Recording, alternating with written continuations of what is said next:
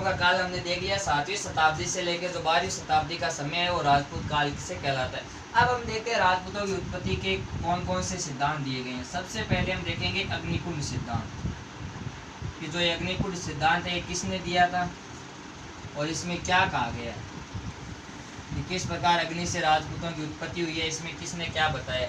अग्निकुंड जो सिद्धांत है वो किसने दिया है, चंद्रबदाई ने दिया है। किसने दिया है, चंद्रबदाई। इसने पृथ्वीराज रासो नामक ग्रंथ लिखा।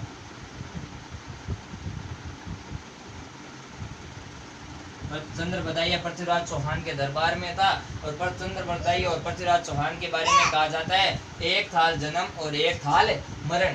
पृथ्वीराज रासो है, इसी पृथ्वीराज रासो को कहा जाता है चंदू खां की गप, यानी इसमें इसने जो भी बातें लिखी है बहुत बढ़ा चढ़ा के लिखी है चंद्रबदाई ने, तो इसलिए इसके बारे में ऐसा कहा जाता है, क्योंकि इसने ये पृथ्वीराज चौहान की बहुत ज़्यादा बढ़ चढ़ के बढ़ाई की है। उसने इसमें ये लिखा है कि जब पृथ्वीराज चौहान के घोड़े चलते थे तो उस समय पूरी धरती से कांप उठी थी, शेषनाग अपना जो सिंहासन है वो छोड़ के भाग गए थे, तो बहुत ज़्यादा इसमें बढ़ा चढ़ा के इसने बातें लिखी है।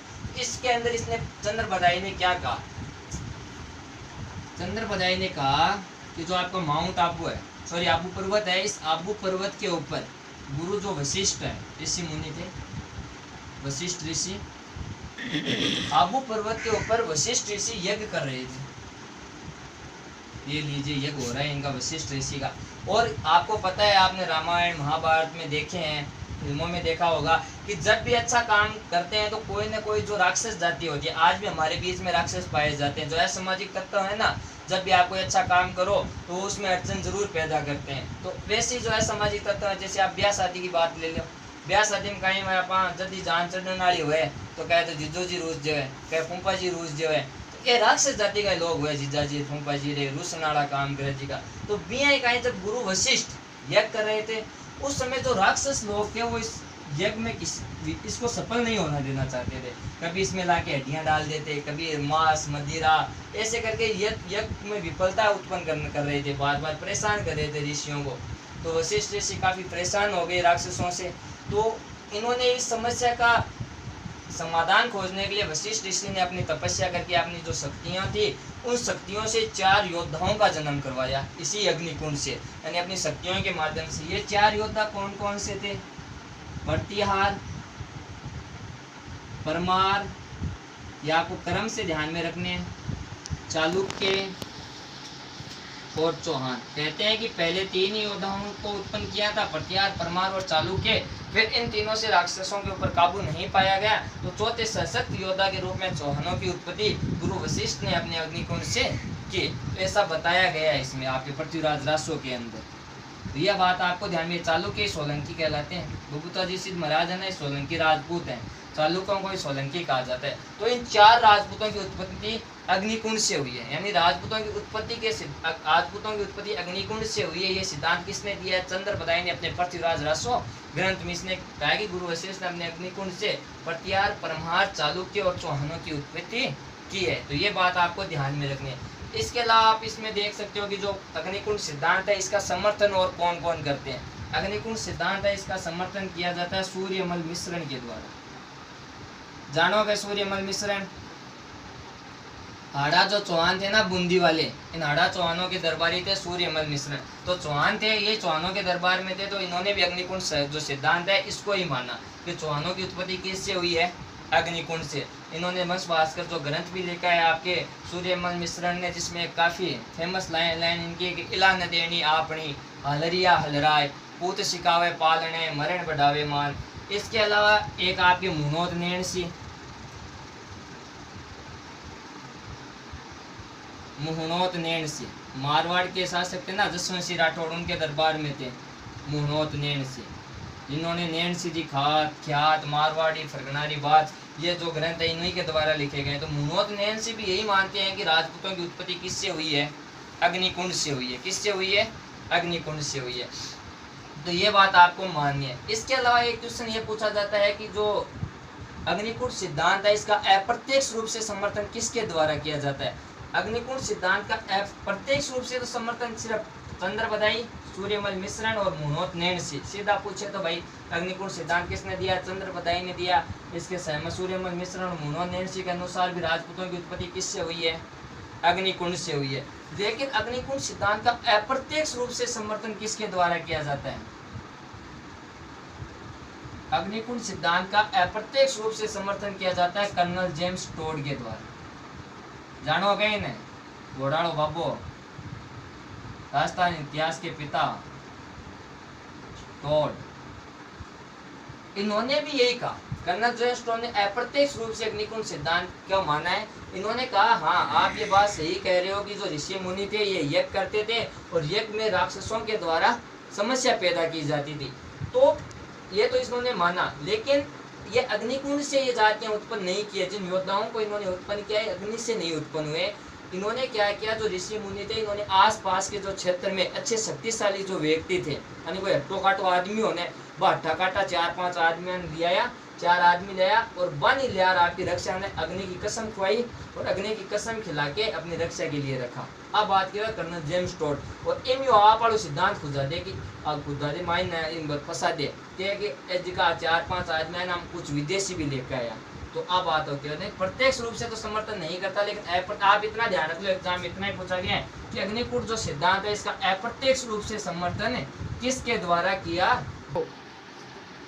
तो आपने देखा कि राजपूतों की उत्पत्ति का अग्निकुंड सिद्धांत किसने दिया है? राजपूतों का अग्निकुंड सिद्धांत दिया है चंद्रपदाई ने पृथ्वीराज राजस्वामी। इसके बाद इसके हिसाब से राजपूतों की उत्पत्ति किससे हुई है?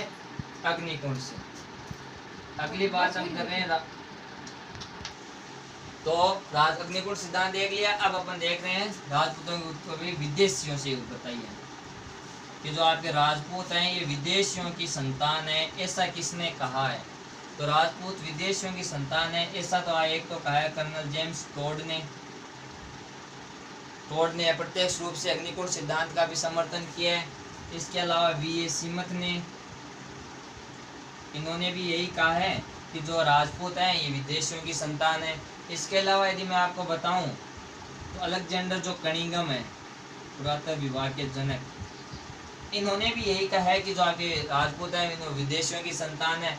इसके अलावा मैं बताऊं विलियम कुक, इन्होंने भी यही कहा है कि जो आपके राजपूत हैं ये किन की संतान है? विदेशियों की संतान है। अब इन्होंने अलग अलग जातियां बताई है कि किस जाति से राजपूतों की उत्पत्ति हुई है, किस जाति से किस राजपूत की उत्पत्ति है। अलग अलग जातियों के द्वारा इन्होंने राजपूतों की उत्पत्ति का बारे में बताया। तो कनिंघम ने तो ये कहा कि जो राजपूत है जो विदेशी जाति कुषाण है, इन कुषाणों से राजपूतों की उत्पत्ति हुई है। यानी ये एग्जाम में भी पूछा हुआ क्वेश्चन है। वी एस सीमत ने कहा कि जो हूण थे विदेशी जाति है हूण, इन हूणों से राजपूतों की उत्पत्ति हुई है। और जो आपके टोड है कर्नल जेम्स, इन्होंने कहा जो संक और सीतियन जाति थी, इन संक और सीतियन जाति से राजपूतों की उत्पत्ति हुई है। एग्जाम में आया हुआ क्वेश्चन है संक और सीतियन जाति से राजपूतों की उत्पत्ति हुई, ये कथन किसका है? एक ऑप्शन में टोड भी था, वी सीमत भी था और कनिंघम भी था। तो ऑप्शन सही कौन सा होगा? टोड। यानी विदेशी मत का समर्थन करते हैं टोड, वी सीमत, कनिंघम और विलियम कुक। वी टोड ने तो कहा कि जो संक और सीतियन जाति है विदेशी जाति है इनसे राजपूतों की उत्पत्ति हुई है। वी सीमत क्या कहता है कि जो हूण जाति है, यानी हूणों का जो आक्रमण हुआ था, हूण एक विदेशी जाति है, तो इस ये जो हूण है इन हूणों से राजपूतों की उत्पत्ति हुई है। जो आपका कनिंघम अलेक्जेंडर कनिंघम, इन्होंने कहा है कि कुषाणों से राजपूतों की उत्पत्ति हुई है। तो ये बातें हमें ये बताई गई, तो विदेशी मत है ये। इसके अलावा सूर्यवंशी भी ने कहा गया राजपूतों को, सूर्यवंशी। राजपूतों को सूर्यवंशी किसने कहा है या किस में कहा गया है? राजपूत सूर्यवंशी यानी श्री राम के वंशज हैं। भगवान श्री राम जो खुद सूर्यवंशी थे, इच्छाकु वंश में जन्म लिया था। सूर्य के पुत्र मनु और मनु के इच्छाकु वंश में हुए थे राजा दशरथ, और राजा दशरथ के घर ही पैदा हुए थे पुरुषोत्तम श्री राम जी। उन्हीं के वंशज बताया जाता है राजपूतों को। ये किस में कहा गया है? ये कहा गया है हमीर महाकाव्य में। हमीर महाकाव्य किसने लिखा है? हमीर महाकाव्य लिखा है नयनचंद्र सूरी ने। और इसमें ये कहा गया है कि राजपूतों की जो उत्पत्ति है ये किन से हुई है? ये सूर्यवंशी है, भगवान श्री राम जी के वंशज है। इसके अलावा मैं यदि आपको बताऊं जो सर्जन चरित्र है, ग्रंथ है सर्जन चरित्र, चंद्रशेखर के द्वारा लिखा गया। ये इसमें भी यही कहा गया है कि जो आपके राजपूत हैं वो कौन से वंश है, सूर्यवंशी। डॉक्टर गौरीशंकर हीराचंद ओझा भी यही कहते हैं कि आपके जो राजपूत हैं वो कौन से हैं, सूर्यवंशी हैं। तो ये इनके बारे में कहा गया है। इसके अलावा राजपूतों के बारे में कहा जाता है कि राजपूत ब्राह्मण है, ब्राह्मण वंशी है। राजपूतों की उत्पत्ति के बारे में ये किसने कहा कि राजपूत ब्राह्मण वंशी है, ये कहा गया जो ब्राह्मण थे, जैसे आपके डॉक्टर गोपीनाथ शर्मा। डॉक्टर गोपीनाथ शर्मा कहते हैं कि जो आपके राजपूत थे ये ब्राह्मण थे। इसके अलावा डॉक्टर दशरथ शर्मा, इन्होंने भी यही कहा है कि जो आपके राजपूत थे ये क्या थे, ब्राह्मणों से उत्पत्ति हुई है। यानी गोपीनाथ शर्मा और दशरथ शर्मा दोनों के यदि बारे में पूछा जाए तो राजपूतों की उत्पत्ति किन से हुई है, ब्राह्मणों से। ब्राह्मण है ना, अब ब्राह्मण और राजपूतों की उत्पत्ति हुई है। एक ही का आधार पर अपन बात बताई, यानी किस आधार पर इन्होंने ये ऐसा कहा कि जो आपके राजपूत हैं इनकी उत्पत्ति ब्राह्मणों से हुई है। इसका आधार इन्होंने किसको माना, इसका आधार इन्होंने माना बिजोलिया अभिलेख। कौन से अभिलेख को, बिजोलिया अभिलेख, जिसे कर्नल जेम्स स्टोर ने विजावली अभिलेख कहा है, भीलवाड़ा में मिला है। संस्कृत भाषा में बिजोलिया अभिलेख लिखा गया है। 13 इसके पद हैं। इसका लेखक है गुणभद्र। तो इसमें क्या कहे कि जो राजपूत हैं इनके लिए एक शब्द का प्रयोग किया गया है, विप्र श्री वत्स गोत्र। जो वत्स गोत्र है ब्राह्मणों का वंश होता है। ब्राह्मण जो गोत्र है ना, वत्स गोत्र है, ब्राह्मणों का गोत्र होता है। ये राजपूतों के लिए प्रयोग में लिया गया है। तो इस आधार पर ये डॉक्टर गोपीनाथ शर्मा और दशरथ शर्मा ने कहा कि जो आपके राजपूत हैं ये राजपूत किस वंश के हैं, ब्राह्मणों से इनकी उत्पत्ति हुई है। तो ये बताया गया। विदेशों से टोड सिंध और कणिकम इन्होंने बता दिया। तो हमने देखा राजपूतों की जो उत्पत्ति है वो ब्राह्मणों से, किन्होंने बताया, ब्राह्मणों से बताया डॉक्टर गोपीनाथ शर्मा और डॉक्टर दशरथ शर्मा। इन्होंने बिजोलिया अभिलेख को आधार माना है। बिजोलिया अभिलेख में एक लाइन लिखी हुई हमें मिली है, विप्र श्री वत्स गोत्र। ये राजपूतों के लिए प्रयोग में ली गई है, लेकिन इसमें जो गोत्र बताया गया वो ब्राह्मणों का गोत्र है। तो इस आधार पर यह बताया गया कि राजपूत है वो ब्राह्मणों की संतान है।